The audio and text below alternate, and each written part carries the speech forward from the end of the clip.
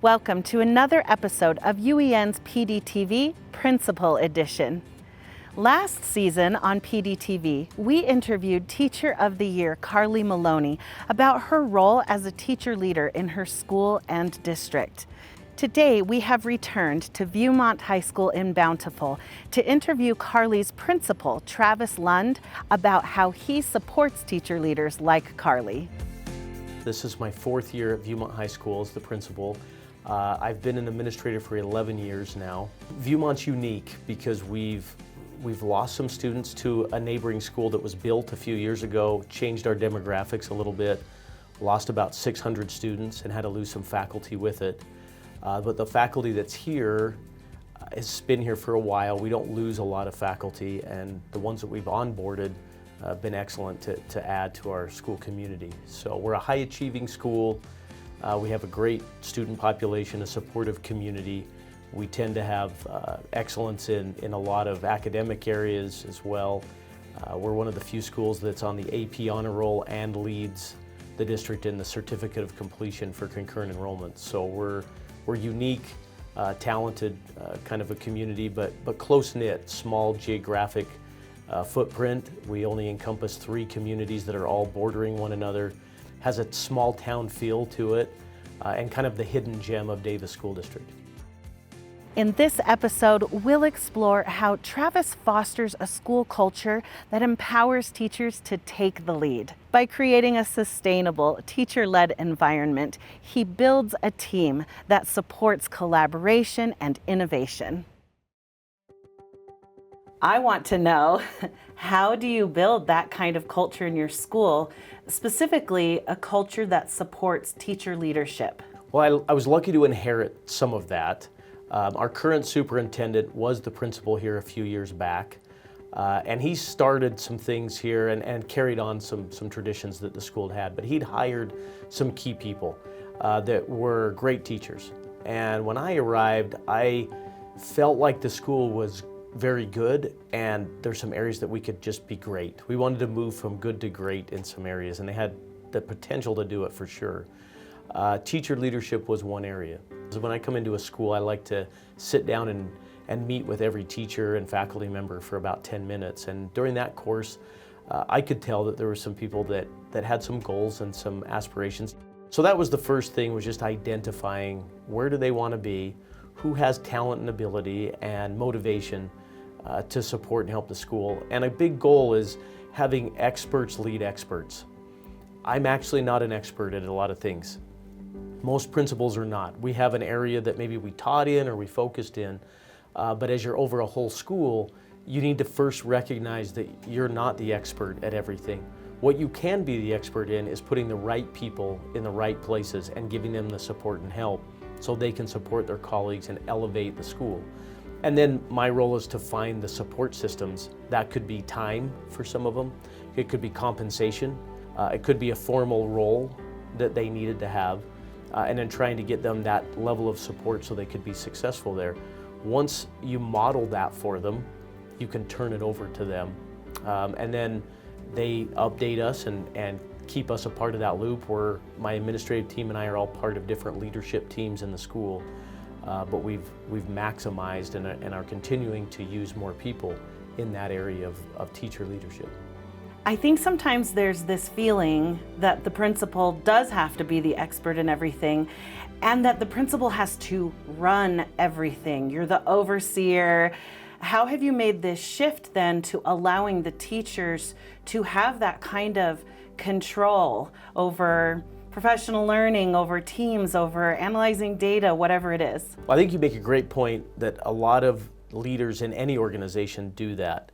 Sometimes that comes from a place of a little bit of insecurity, maybe imposter syndrome, but also just that feeling that as the leader, I got to have all the answers.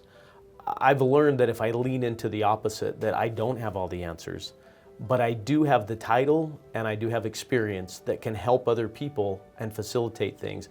I need to empower other people. And if you look at the best organizations, when that happens, creativity rises. And if people feel safe to fail a little bit, and there's not major consequences hanging over them for things they're doing with great intentions and in the right way, I want them to feel they can try things, they can do things, and then stretch themselves a little bit. So you've described this to me as less of a top-down approach and more of a teacher-led approach. And it sounds like that is building trust that is needed on both sides to allow them to lead. And like you said, for them to actually want to come in and talk about what they're doing with you. Leaders need to be patient, principals need to be patient and understand when you come into a building, trust goes both ways. You need to earn the faculty's trust. The faculty needs time to gain your trust, and you kind of want to know where they're at. There's power in having fellow faculty members be part of leading out in professional learning and in teaming that doesn't happen all the time with maybe a specific coaching role or even a principal role. Have you noticed that there's a change in professional learning because it's with their colleagues? Yeah, I'm the first to acknowledge to the staff that now this is my 11th year out of the classroom. So maybe I was decent or good at one point in time. Maybe I still have that potential, but the fact of the matter is I'm not in the classroom in their role all the time. And so creating opportunities, some people maybe that's a schedule, a teaching schedule, extra prep periods, or compensation for out of school time or for work on their prep periods. But doing that empowers them to stay in the classroom, be a teacher leader, be a coach, support fellow teachers, but do it from a place of real-time learning. At any time that they can experience it in real time, share that with their colleagues, there's an immediate credibility and trust when you're a teacher, because they're not speaking from a place of I once did this or I used to do it. They're speaking in the current, in the present tense, and that lends to power and that lends to credibility and trust. Creating those teams of people, developing capacity in assistant principals, athletic directors, department heads, coaches in the building, instructional coaches. Doing that just shares the leadership, but it develops capacity in people. It helps them feel a sense that they have ownership over something. And then they go out and have the credibility with their colleagues more so than I ever will. And the biggest goal I have is that it's never about me, that it's a thing that Viewmont just does. It's a culture that we have. It's a Viewmont way of doing things. And so a new principal can pop in here and then, imagine where the faculty and these teacher leaders are meeting with the principal saying, here's some things we've done, here's where we're at.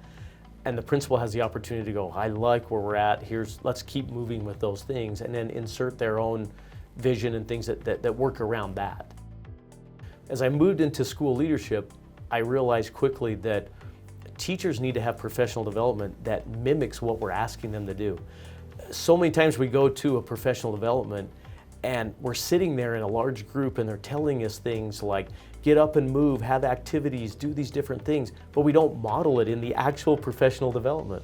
And so that was the first thing I wanted to do as an assistant principal, was try to pull that in and say, if you've got to learn how to use Canvas as a teacher, why wouldn't we do a professional development where they use Canvas as a student to do the training on Canvas? That's the best way to learn. And so I kind of started experimenting with that. And over the years, as I've moved in roles as a principal and now here at this school, we've modified that, we've added to it, we've gotten input from different faculty members and hopefully made it better each year. Specifically here at Viewmont, we wanted to blend that. I think everybody's now to the point where they're doing some kind of professional development using a technology tool. We didn't want it to just be that. We didn't want only asynchronous learning where a teacher's sitting on their prep period in their room and never interacts and just fills out things and reads articles and watches videos. So there's elements of that in our professional development, but we wanted to expand that. We wanted to have opportunities to collaborate and to watch and learn and grow from others and then apply that knowledge. So we have set it up through Canvas, a faculty professional development. There are elements of sitting and learning and doing it on your own time. We definitely wanted the timing and the place and the space to work for a teacher. There's elements where they have to read out of a book or look at online articles, very much traditional learning. Then there's application phases where they're going to meet together on what we call a lunch and learn, and it's a guided discussion. where we go out to classrooms in something called Watch and Learn, where they get to go and visit classrooms and then apply and talk about what they saw there. So our professional development very much utilizes the technology platform so that people can do it on a time that works for them, but still organizes it and operates in a blended learning space. I love it because it's exactly what you described. It's so natural. It's just part of what we do as educators, and demonstrating that through professional development opportunities as the model for their classroom. Even better that these opportunities are being led by their colleagues, these teacher leaders. So overall, what kind of impact does it have on your school community to support these teacher leaders? A lot of people see it in just awards or things like that. Those are the obvious things. I think the bigger thing that I see and that I'm most excited about is just the day-to-day kind of advancement and progression of teachers. I want their job satisfaction to increase. And I can't control everything. There's no way I can do that. But I see teachers having opportunities to feel valued. I see teachers having opportunities to expand their talents and abilities. That's probably key. I don't want anybody to plateau. I don't want them just to feel like they've been in something for 20 years, this is what it is. I don't want them to ever get to that point where they say, I'll just do the minimum. There's so much that's put upon teachers now, and it's changed just in the past 5 years. There's more pressures, more expectations. I want them to feel like they're in an environment like other businesses. When I've gone to other businesses, especially our tech businesses, you see opportunities for teams and for groups to produce ideas.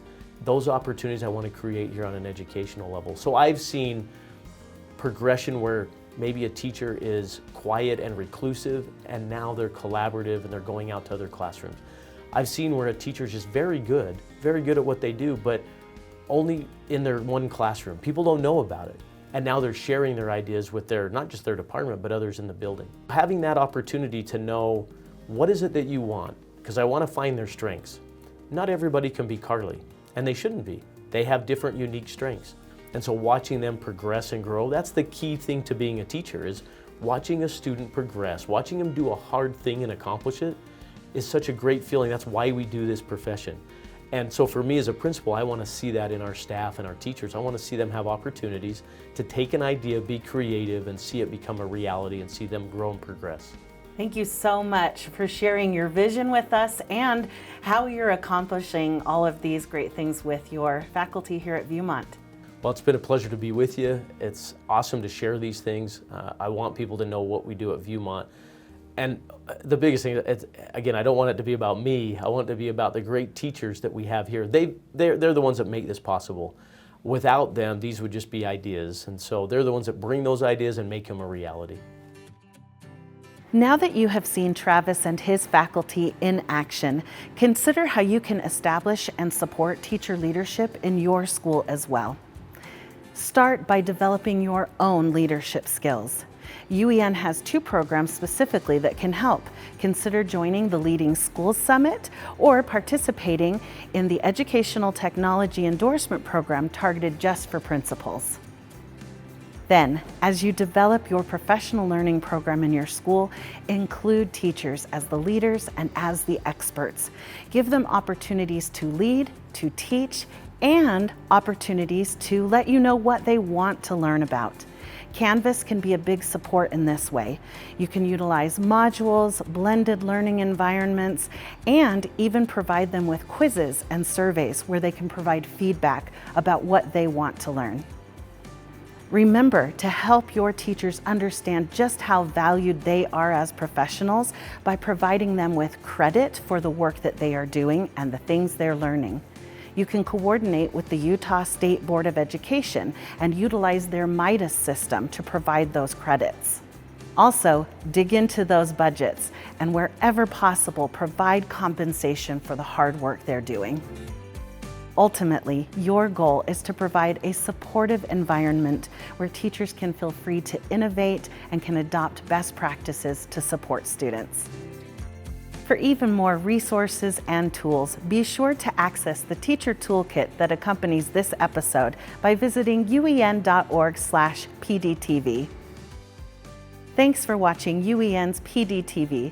To access more resources from UEN's professional development team and to schedule a training, be sure to visit uen.org/development.